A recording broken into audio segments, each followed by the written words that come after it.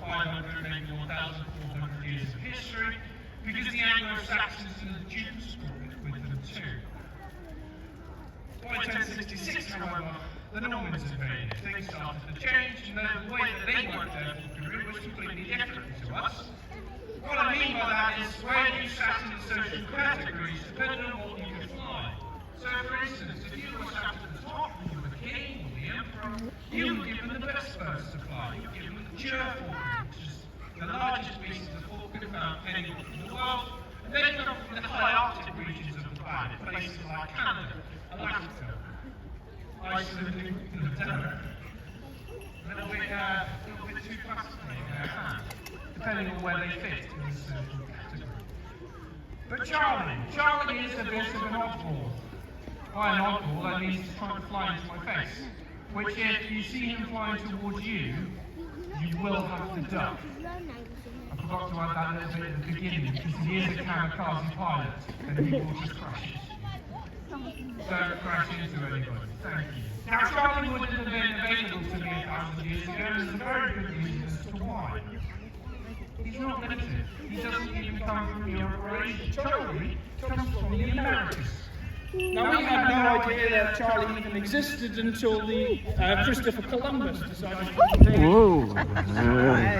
There's a peacock. I might have even got that. I don't know if we have or not, but. Goals now, aren't you?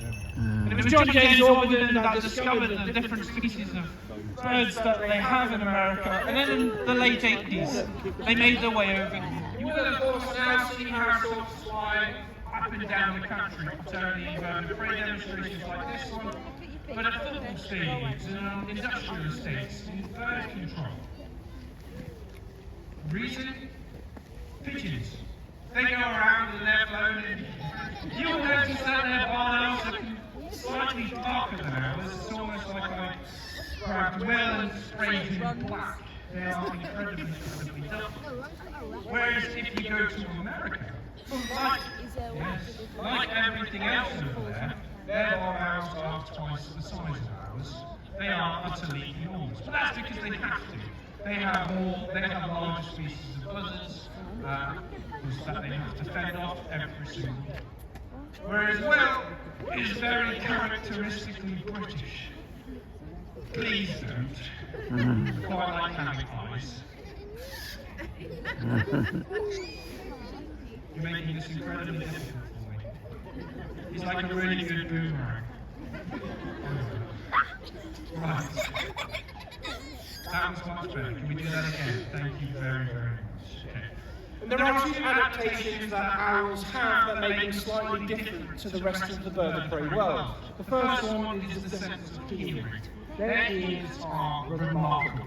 Much better than ours, in fact that they are the best in the animal kingdom. When, if I put them on the post in the middle of the flying ground, is capable of listening to mice and voles run around in the sand in the jousting arena, which is on the other side of the river, which is remarkably good. However, Warwick has just disappeared. There it is. Watch your heads as well. It's not a need for us to just clatter into it. We everybody else.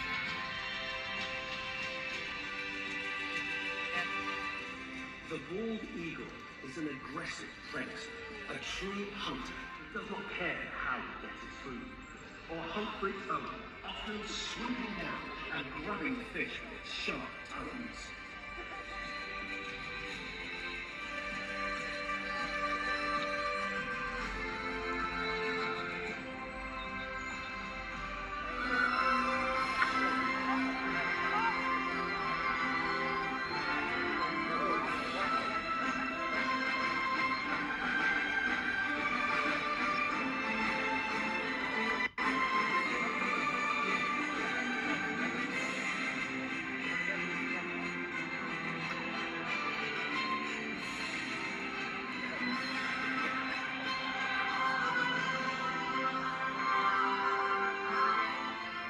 Once again, the skies above Warwick were full of many magnificent birds of prey, a sight that would indeed be the envy of the king.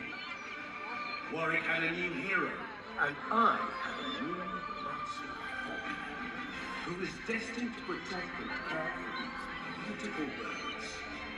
Hobby had fulfilled Jesus' fondest quest.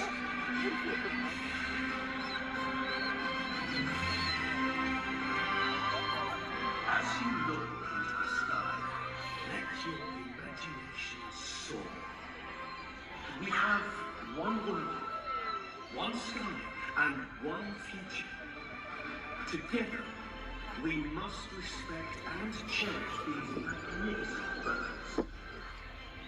We hope you have enjoyed the Falcon's Quest.